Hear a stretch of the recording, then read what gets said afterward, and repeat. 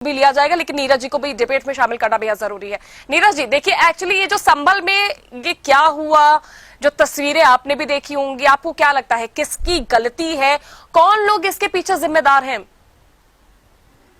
देखिए कीर्ति जी, मुझे मुझे लगता है कि न्यायालय के आदेश पे अगर सर्वे का आदेश दिया गया था हम्म। तो शांतिपूर्ण ढंग से सर्वे हो जाना चाहिए था। हम्म। और भीड़ जो इकट्ठा हुई, ठीक है, उनकी बात सुनते और अपना काम करते। हम्म। लेकिन भीड़ ने जो प्रदर्शन किया और जो वहां घटनाक्रम घटा, वो निश्चित रूप से प्रदेश सरकार के लिए भी निंदनीय है, सरकार के लिए भी निंदनीय, सारे राजनीतिक दल जो चर्चा कर रहे हैं उनके लिए भी दुखद घटना है। किसी के परिवार में 4 लोग, 1 लोग मर गए।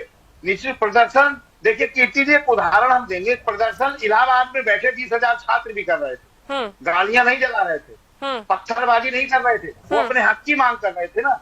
और यहाँ दूसरी बात हो रही थी कि यहाँ आदमी सर्वे न्यायालय के आदेश पे करने गया है तो सर्वेक्षण हो जाने देते। अगर वो तोड़ने की बात कर रहे हैं तब आप अपनी बात करते, अगर वो गिराने की बात कर रहे हैं तो आप अपनी बात करते। मुझे लगता है कि उपद्रवियों द्वारा इस तरह की घटना, जैसे पोस्टमार्टम रिपोर्ट में आया है कि देसी तमंचे से गोली चली, क्या लगता है कि उत्तर प्रदेश पुलिस अब इतनी कमजोर हो गई कि तमंचे का सहारा लेगी? निश्चित रूप से इस तरह की बात करना निंदनीय, गलत बात है। दूसरी बड़ी बात, कानून का इकबाल बुलंद रहना चाहिए। सत्ता चाहे भारतीय जनता पार्टी की हो, चाहे समाजवादी पार्टी की हो, चाहे बसपा की हो, किसी भी व्यक्ति की हो, उत्तर प्रदेश में और या हमारे प्रदेश में कानून व्यवस्था का इकबाल बुलंद होना चाहिए 100%, किसी भी कीमत पर।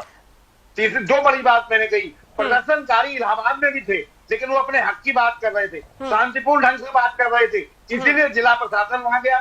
जिला प्रशासन ने मुख्यमंत्री को बताया, मुख्यमंत्री ने उनको आश्वासन दिया, आश्वासन देने के बाद उनकी बात सुनी गई और उस पर कार्रवाई हुई, जिसके गवाह हम और आप और उत्तर प्रदेश की 25 करोड़ जनता है। उसमें उत्तर प्रदेश के अकेले छात्र नहीं थे, बाहर के राज्यों से भी आए थे, आपने भी देखा, आपने डिबेट भी की थी। तो मुझे लगता है कि जो अराजक तत्व थे उसमें, उनके द्वारा जो पत्थरबाजी की गई वो निश्चित रूप से गलत है। शांतिपूर्ण ढंग से आप अपनी बात कह सकते हैं। उत्तर प्रदेश सरकार, जो आदरणीय जगदीश जी ने एक बात कही, समाजवादी पार्टी के प्रवक्ता है हमारे बड़े भाई, बहुत अच्छी बात कही उन्होंने कि पूरे 25 करोड़ जनता की जिम्मेदारी उत्तर प्रदेश सरकार की है, एक अकेले व्यक्ति की नहीं है। निश्चित रूप से सरकार से, लेकिन आप शांतिपूर्ण ढंग से बात करिए।